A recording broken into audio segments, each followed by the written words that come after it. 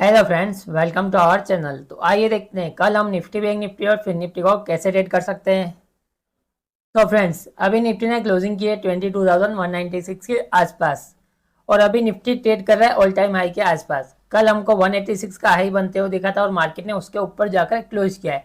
तो अभी निफ्टी के लिए ऊपर की तरफ कोई भी रेजिस्टेंस लेवल नहीं है। तो मार्केट अगर फ्लैट ओपन होने के बाद अपना डे हाई ब्रेक करता है तो फिर हम नए टारगेट के लिए प्लान करने वाले हैं और मार्केट स्लो एंड स्टडी ऊपर की तरफ जा सकता है। तो फ्रेंड्स, कल हमने क्या प्लान किया था और मार्केट में हमें कैसा मूव देखने को मिला है, आज आइए देखते हैं।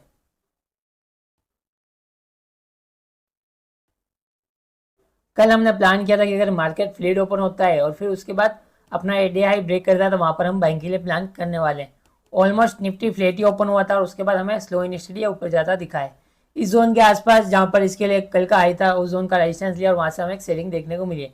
लेकिन लास्ट आवर हमें इसका ब्रेकआउट देखने को मिला और अभी जो क्लोजिंग हुई है वो है 22,196 के आसपास है। तो फ्रेंड्स, कल अगर ये फ्लैट ओपन होने के बाद फिर से अपना ये 210 का लेवल ब्रेक करता है या फिर 215 के ऊपर ट्रेड करना स्टार्ट करता है तो वहां पर फिर से हम बाइंग के लिए प्लान कर सकते हैं। अभी ऊपर की तरफ इसके लिए कोई रेजिस्टेंस लेवल नहीं है तो मार्केट स्लोनिस्टली ऊपर की तरफ जा सकता है। फर्स्ट टारगेट रहेगा 250 के आसपास और सेकंड टारगेट रहेगा लगभग 280 के आसपास।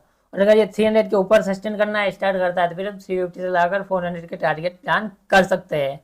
या फिर मानो निफ्टी गैप डाउन ओपन होता है तो गैप डाउन में इसके लिए सपोर्ट की तरह काम करेगा वो है 22,080 का लेवल। और फिर सेकंड सपोर्ट जोन रहेगा 22,000, राउंड लेवल है तो वो स्ट्रॉन्ग सपोर्ट की तरह काम करेगा। अगर मार्केट फ्लैट ओपन होने के बाद नीचे की तरफ आता है तो ये दोनों जोन इंपॉर्टेंट जोन रहेंगे। मार्केट यहाँ पर कैसा ट्रेड करता है वो देखना रहेगा और उस अकॉर्डिंग हम ट्रेड प्लान कर सकते हैं। गैप डाउन की कंडीशन में 22,000 स्ट्रॉन्ग सपोर्ट जोन रहेगा। अगर वहाँ पर हमें सपोर्ट लेता दिखता है तो वहाँ पर हम बाइक से बाइंग के लिए प्लान कर सकते हैं।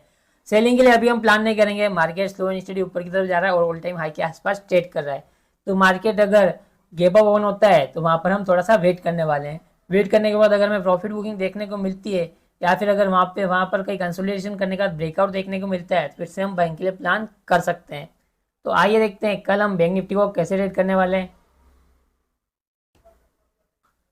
तो फ्रेंड्स, निफ्टी के कंपैरिजन में बैंक निफ्टी ने आज अच्छा मूव किया और फ्लैट ओपनिंग देखने को मिली और वहाँ से हमें अच्छा अपसाइड मूव देखने को मिला है। कल हमने प्लान किया था कि अगर 700 के ऊपर निकलता है तो फिर वहाँ पर हमें एक अच्छा मूव देखने को मिल सकता है। फ्लैट ओपनिंग के बाद जब मार्केट ने इस लेवल को ब्रेक किया है तो वहाँ से हमें एक अच्छा मूव देखने को मिला और क्लोजिंग के इसने 47,094 के आसपास। 47,000 इसके लिए रेजिस्टेंस लेवल था और मार्केट ने उसके ऊपर जाकर क्लोज किया है। तो डेली टाइम फ्रेम पर काफ़ी बुलिश क्लोजिंग है। तो निफ्टी अगर अपना हाई ब्रेक करता है तो फिर से हम बाइंग के लिए प्लान कर सकते हैं।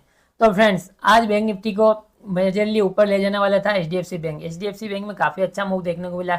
निफ्टी आज उतना बड़ा अच्छा मूव नहीं किया, उसका रीज़न था रिलायंस आज हमको नेगेटिव में देखने को मिला है और साथ ही साथ काफ़ी आईटी स्टॉक भी नेगेटिव में था, इसलिए हमें निफ्टी में इतना कोई ज़्यादा खास मोमेंटम देखने को नहीं मिला।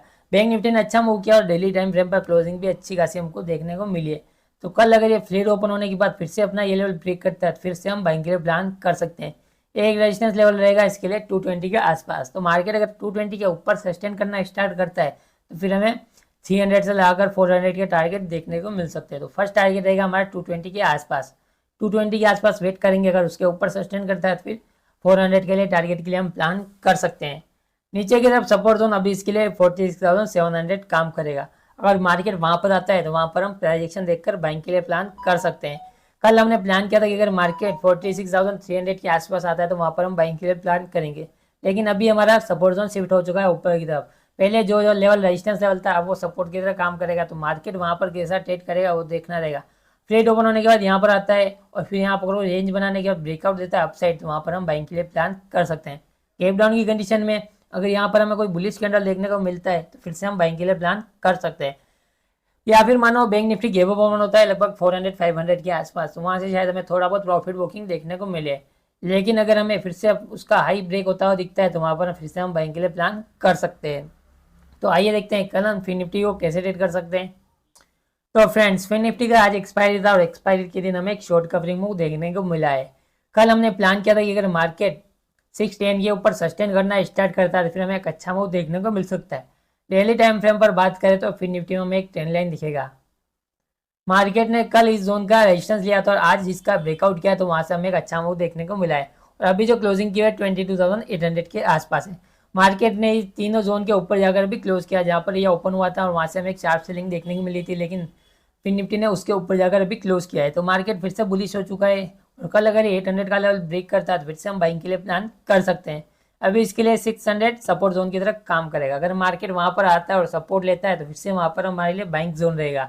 मार्केट में ये जोन बाइंग जोन है और अगर प्लेट ओपन होने के बाद अपना डे ब्रेक करता है तो हम बाइंग के लिए फिर से प्लान कर सकते हैं। गैप अप की कंडीशन में थोड़ा सा वेट करेंगे और प्राइस एक्शन को देखेंगे। अगर हमें बाइंग का प्राइस एक्शन दिखेगा तो वहाँ पर हम फिर से बाइंग के लिए प्लान कर सकते हैं। तीनों कंडीशन में बाइंग के लिए प्लान करेंगे।